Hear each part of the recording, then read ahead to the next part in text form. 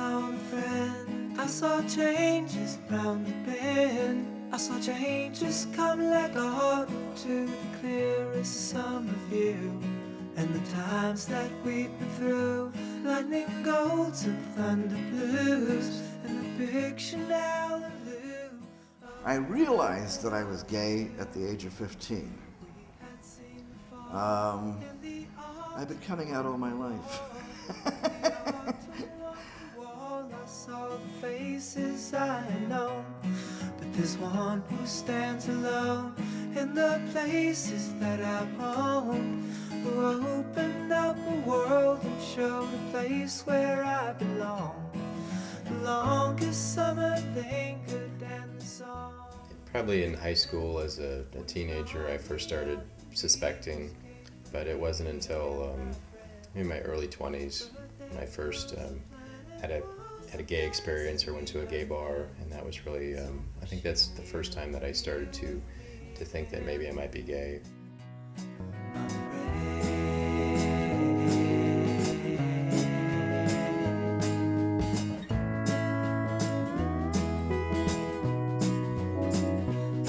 When the sky is setting red, well, I think about my friend.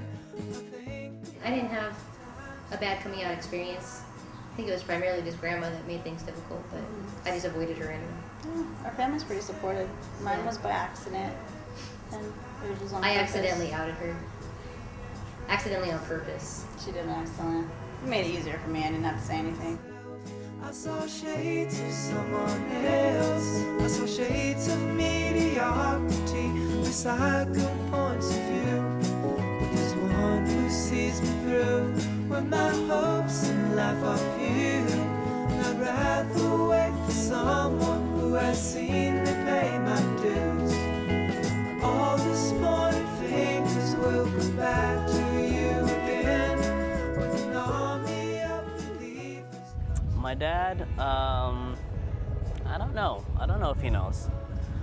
I would think that my mother has told him, but maybe not. As I stumble across the paths where we began,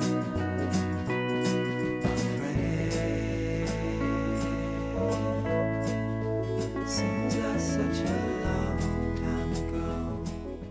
Was je 25 jaar geleden homo, dan mocht je niet in het Amerikaanse leger. President Bill Clinton wilde dit veranderen, maar er waren ook veel tegenstanders. Er kwam een tussenoplossing, het Don't Ask, Don't Tell beleid. Iedereen mocht voortaan in het leger, ongeacht geaardheid.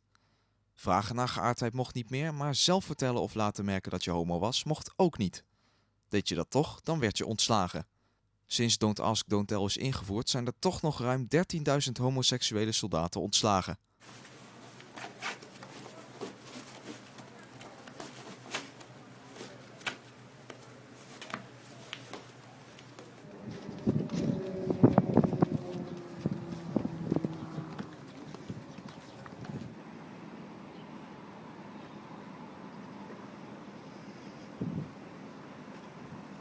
Why can't I talk really openly?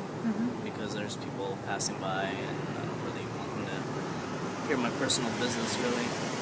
In fact, there's one behind us right now. I'm gonna put down the camera.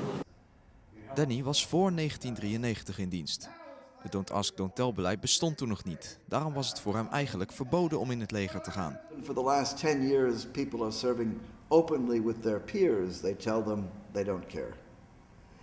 Back then, I could have been killed, and many were. Literally murdered and thrown overboard. Or dishonorably discharged, dishonorably. So, no, I didn't tell anybody. We had an equal opportunity briefing. He got to the portion where he was talking about don't ask, don't tell, and he said, well, I know that, like me, you probably don't want, someone in the foxhole next to you checking you out, but we've got to accept the fact that, they're allowed in the military. The commander said, okay, everybody just, calm down. I have to ask this. If anybody in this room is gay and was offended by what was just said, go ahead and raise your hand. Did you do that? Oh, no.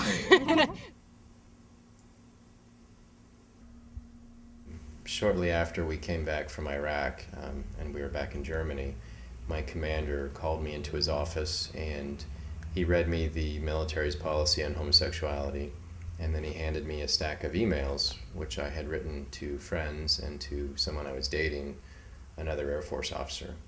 And he basically demanded an explanation for the emails, which I refused to tell him. I didn't make a statement, and I asked to speak to a lawyer first. And so I was fired from my job there, where I was leading nearly 200 men and women. I'm here for my last week in the military. I'm doing my separation and paperwork. I was going to leave as soon as I could.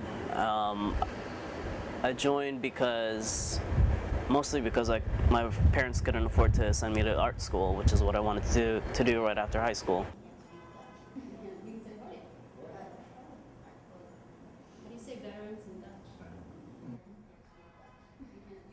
And back even in those days during Vietnam, when people were being drafted into the military, gay people could not serve and didn't have to serve. All you had to do was say, I'm gay, all right, go away. And then college students also didn't have to serve. So I was doubly exempt as a college student and as gay. But I volunteered. I wanted to serve.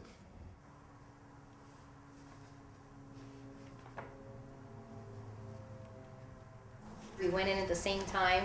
We went in with a little bit different, objectives in the beginning, but we had totally different experiences right alongside one another. My commitment was because of service to country and wanting to really just feeling that pride in what I was doing and that sense of accomplishment. And then I think I probably felt obviously the biggest devastation because I was affected by the policy. That she definitely didn't even recognize at all, and the fact that it was so impacting in my life, and that it impacted everything that I was planning to retire. I was going to do 20 years. That was my goal.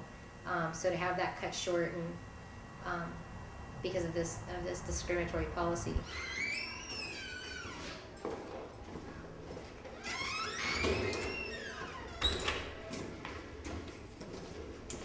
I'm not very open about that. I don't go around flaunting that, I'm gay. I don't wear any of that, and I'm not, I guess, as obvious. But the only reason why everyone else knew is I eventually ended up having a girlfriend when I was stationed, and everyone knew that we were together. Pretty much stayed in her room. So it was actually extremely accepting over there when we were stationed in Europe. Guys have it really hard because guys do not like other guys to be gay, especially in the military, side by side. They just don't like it. It's just not, I don't think it's accepting at all.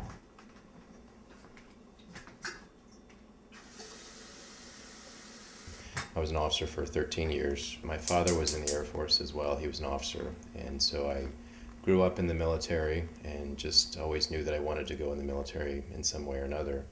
And I really enjoyed the teamwork, the mission, the people that I worked with. I really enjoyed everything about it except for obviously don't ask, don't tell, and living under that. It meant that I could never have a significant relationship with someone, or that I had to hide a complete or a huge aspect of who I was, of my life. I had to keep that completely separate from the military, from my career, or risk being thrown out.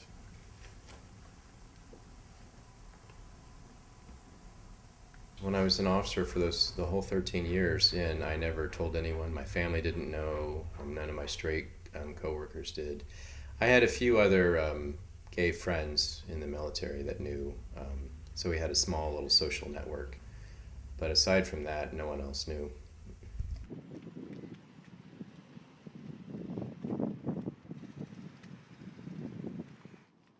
Kiam neemt ontslag, maar er gaan maanden overheen voordat dat rond is.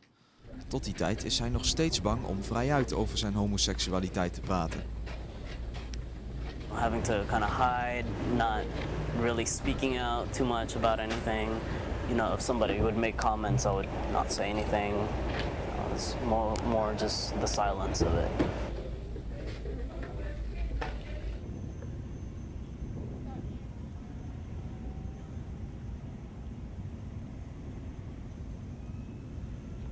Was I nervous to say, like for instance, to say that I'm gay, like out loud? I don't know. I think it's probably just more psychological because I'm so used to having to hide that part of myself. Your room has been tapped, your phone's been tapped, and she had transcripts of conversations, copies of letters, everything that she could use against me. After 10 years, 1978, there were gay rights outside the gates of the military base already beginning, and I decided I had enough. And so I left, but I never told anybody. I left honorably. I did my 3 years and that was it. I just didn't extend. I was just discharged. I had the school money, so I wanted to use it, and I did. I eventually ended up using it all. I was discharged through the Don't Ask, Don't Tell policy. It was a voluntary discharge because I actually was discharged under homosexual admission, so I admitted to it prior to being investigated. But I did that in lieu of the fact that I was heading toward being investigated. Er waren veel protestacties tegen Don't Ask, Don't Tell. Actievoerders wilden dat het beleid afgeschaft werd. Ook homo's moesten openlijk in het leger kunnen dienen, zonder bang te zijn voor ontslag. De regering discussieerde veel over het beleid. Dat leidde zelfs tot 4 rechtszaken, maar die zorgden niet voor de afschaffing van Don't Ask, Don't Tell. Toen Barack Obama in 2008 president werd, beloofde hij er alles aan te doen om het beleid af te schaffen. Last year we had a similar protest to raise awareness on Don't Ask, Don't Tell, and to bring the issue to the media, as well as to get President Obama and the Congress to act a little faster and to get this done.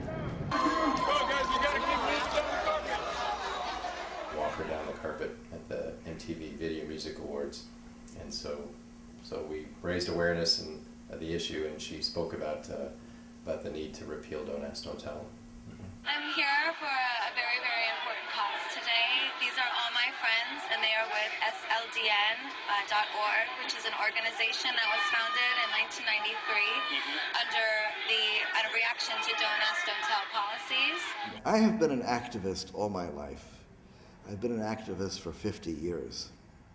At the age of 13, in 1960, I had my first march for black civil rights with the NAACP.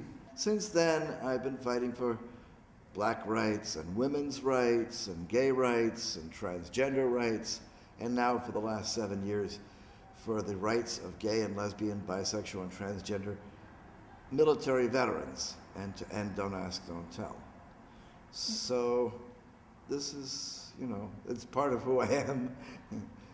And what I always had hoped for by telling my story was that others would see that there was a lot of good to the military, and you could do it as a homosexual, and you could be successful, and you could be everything that any other soldier could be.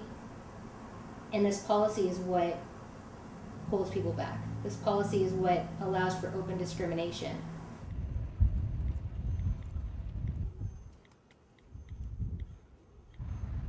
Ook Kian merkte bij de marine dat er gediscrimineerd wordt.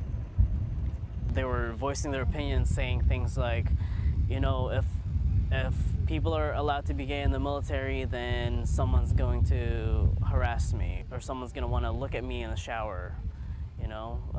It's like a lot of paranoid things like that.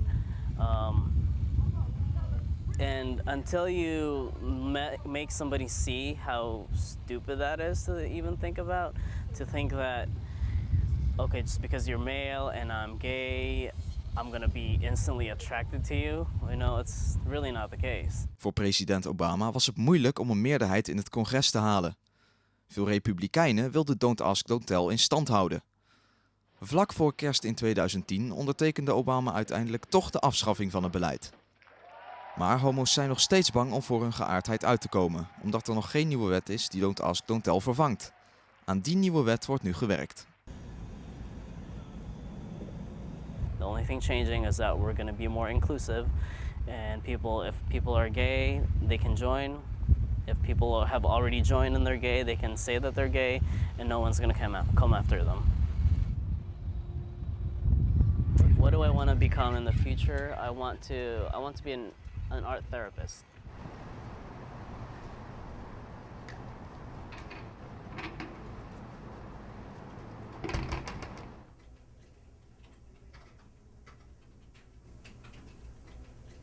Right now I'm the director of admissions for a private college. Actually, it's not that much different because it's still recruiting. So I was recruiting with the Army and now I'm recruiting for college. So there we are. One.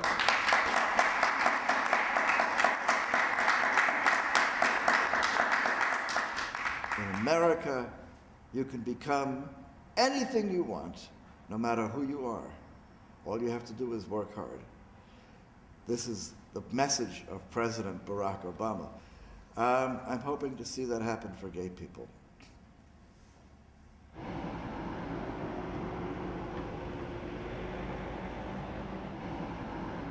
Now I still work for the Defense Department as a contractor now instead of actually being in the military. I do similar type work, working in information technology, similar to what I did when I was in the military.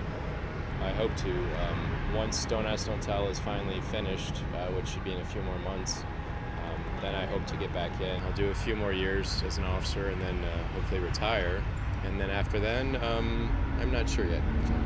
Hard to say.